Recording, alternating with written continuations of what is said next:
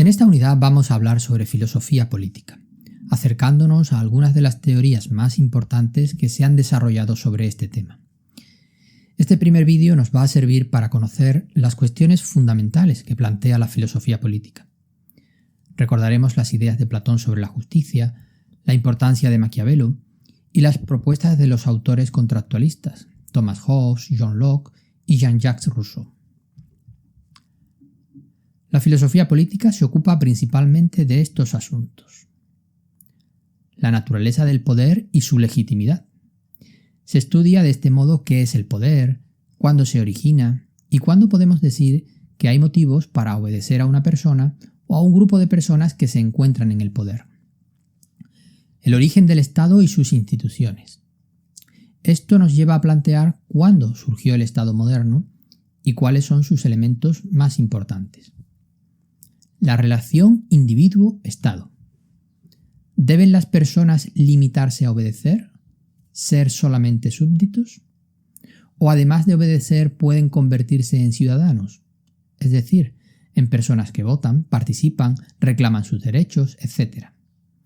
Además, en este sentido, la filosofía política también estudia cómo se organizan los ciudadanos para participar en política y, por tanto, en qué consisten los partidos políticos. Una última cuestión se refiere a los sistemas políticos, ya que la política también se plantea cuáles son los sistemas políticos más importantes: sistemas totalitarios o autoritarios, estados democráticos, etc. La justicia en Platón. El filósofo Platón, que vivió entre los siglos V y IV a.C., fue uno de los primeros autores que expuso de forma detallada sus ideas sobre la política. Lo hizo en varias obras, pero sobre todo en La República y las leyes. Platón estaba convencido de que todos los males de la humanidad desaparecerían cuando los filósofos llegaran al poder, o cuando los gobernantes se hicieran filósofos. Creía, por tanto, que sólo los sabios estarían capacitados para gobernar. Defendía un sistema jerárquico, estableciendo una división dentro del Estado en 3 clases o grupos. El grupo más elevado era el de los sabios o filósofos, personas que habían desarrollado una gran educación, que sabrían lo que está bien y que tendrían la virtud de la sabiduría. Serían ellos los únicos capacitados para gobernar. En un segundo nivel se encontrarían los guardianes de la ciudad. Se trata de los guerreros, las personas que han recibido algo de educación y que han desarrollado la virtud de la valentía, la que les permitirá proteger la polis. Por último, la mayoría de las personas de la sociedad son productores, artesanos, campesinos. Todos ellos deberían dedicarse únicamente a trabajar y a controlar sus pasiones gracias a la virtud de la templanza. La justicia en la polis, en la ciudad-estado, surgirá cuando cada grupo cumpla con su función, cuando los sabios gobiernen, los guardianes protejan la ciudad y los productores se dediquen a trabajar. El mejor sistema de gobierno para Platón es la aristocracia, el gobierno de unos pocos que son sabios. Ahora bien, este sistema puede decaer por diferentes problemas y aparecerían entonces tipos de gobierno que son inferiores: el de los que tienen más ambición, el de los que tienen más dinero, el gobierno del pueblo o democracia, y por último, el peor sistema de gobierno, la tiranía, el gobierno de uno solo o de unos pocos sin control ni sabiduría. Para continuar nuestro repaso de la filosofía política, nos trasladamos al Renacimiento. Allí nos encontramos con Maquiavelo. Nicolás Maquiavelo fue un filósofo, escritor y diplomático italiano que nació en Florencia en 1469 y falleció en la misma ciudad en 1527. Conoció muy bien la política de su época, un tiempo en el que la familia de los Médici fue muy poderosa en Florencia, y además estudió en los libros cómo era la política en épocas pasadas, sobre todo en el antiguo mundo romano. Tras ser considerado traidor por los Médici, tuvo que exiliarse a una casa que tenía en San Cacciano. Fue allí donde escribió sus obras más importantes, Discursos de la primera década de Tito Livio y sobre todo El Príncipe, un pequeño libro que se considera el inicio de la literatura política moderna y que ha influido y todavía sigue interesando a políticos de todos los tiempos y lugares. Napoleón, por ejemplo, solía leer este libro y realizar en él frecuentes anotaciones. Maquiavelo defiende el realismo político. A diferencia de Platón y de otros autores del Renacimiento, que trataban de diseñar un mundo perfecto, una utopía, Maquiavelo observa cómo transcurre la vida de los países y propone pequeños cambios, no para que esos países sean perfectos, sino para que puedan vivir de forma ordenada y estable. Los políticos no tienen que pensar en mundos imaginarios, sino aplicar las reglas que en la política den mejores resultados. Estas normas forman parte de la propia política, y no hay que buscarlas en la religión o en la moral. Para que un gobernante realice su trabajo de forma adecuada, es necesario que conozca cómo son los seres humanos, no cómo deberían ser, y cómo ha sido la historia de los pueblos.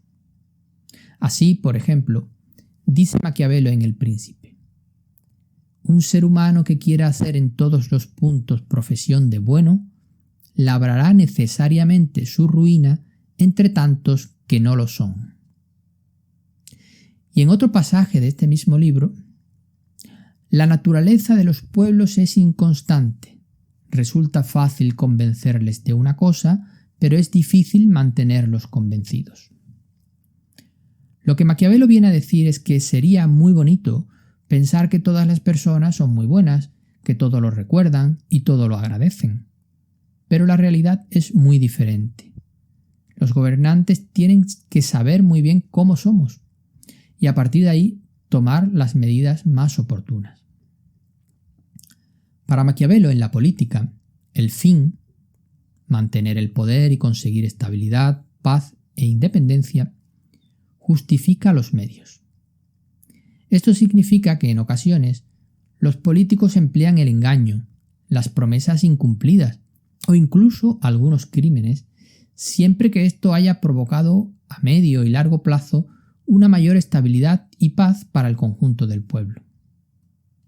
Así, por ejemplo, si un príncipe conquista un país similar al suyo en lengua y costumbres, Maquiavelo recomienda que se aniquile a la familia que gobernaba anteriormente para evitar que en el futuro surjan enfrentamientos o guerras civiles y conseguir de este modo que haya una paz más duradera. Esto nos puede parecer muy cruel.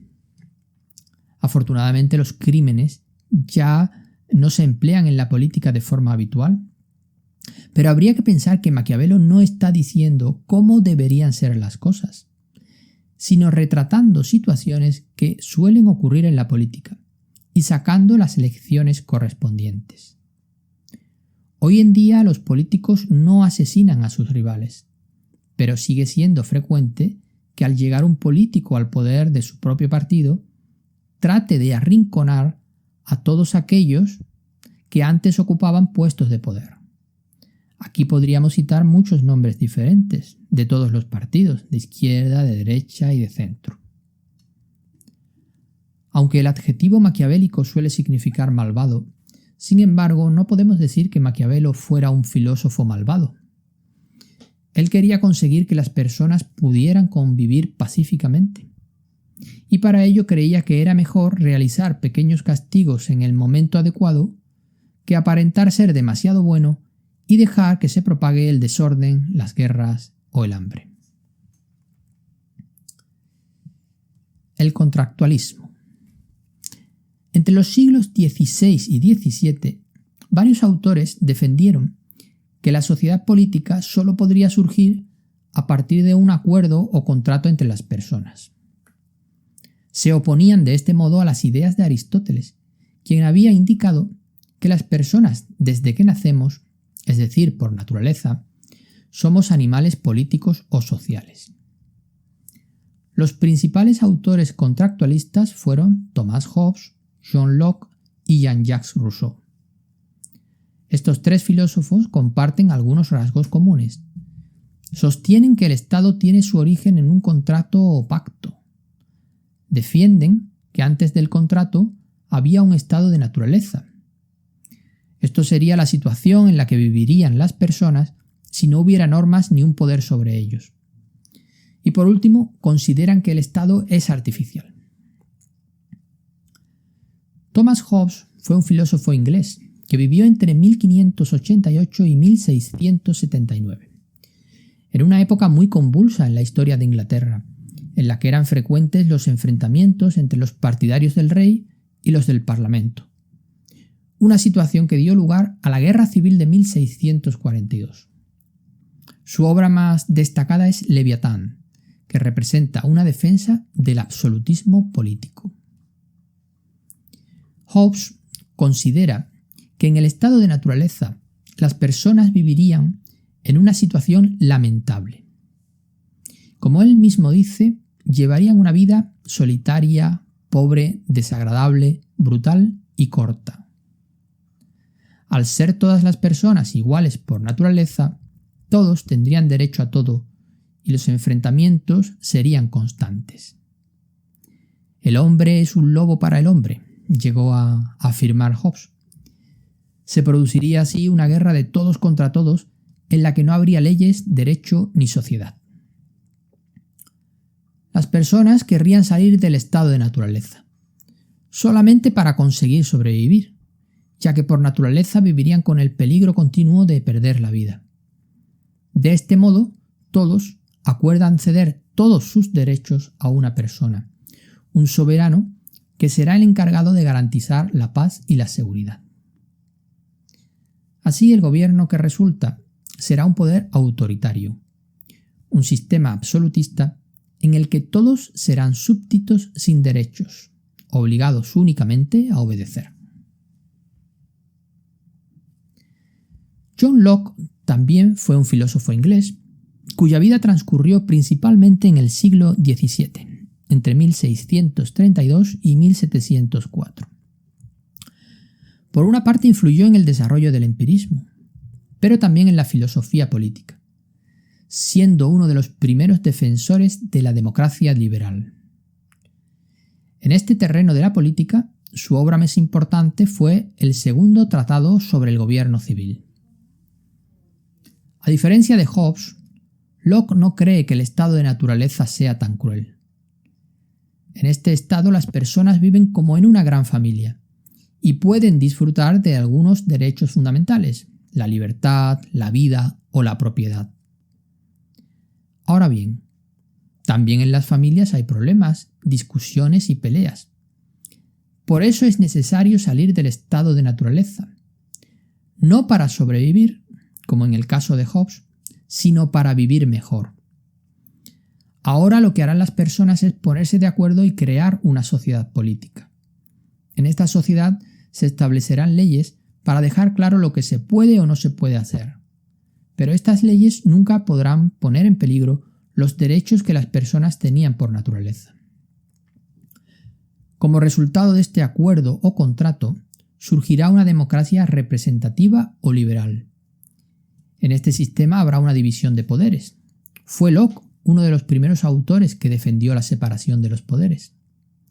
Y se protegerán los derechos básicos de todos los ciudadanos, la vida, la libertad, la propiedad. Si el poder arrebatara en alguna ocasión a los ciudadanos sus derechos fundamentales, ellos tendrían el derecho a rebelarse. Jean-Jacques Rousseau fue un filósofo ginebrino del siglo XVIII. En política, su obra más importante fue El contrato social. Considera Rousseau que por naturaleza somos buenos, libres, felices y solidarios. Por el contrario, es la vida en la sociedad la que nos vuelve peores personas, hipócritas que terminamos aparentando lo que no somos para agradar a los demás. En la sociedad aparecen la propiedad, la envidia y la corrupción.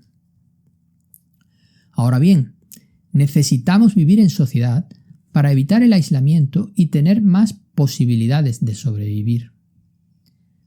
Lo que habría que hacer es organizar una sociedad que nos acercara a la forma de vida que teníamos por naturaleza. Para esto, todas las personas deben ceder sus derechos no a un soberano, sino al conjunto de la comunidad organizada en asamblea, organizada políticamente, lo que Rousseau denomina la voluntad general. Lo que surge de este modo es una democracia igualitaria, que tendrá que expresar el interés de toda la comunidad. Rousseau suele ser partidario de democracias directas, sin representantes, en las que todas las personas pueden expresar su opinión, teniendo en cuenta más que su propio interés, el interés de todos, el interés general.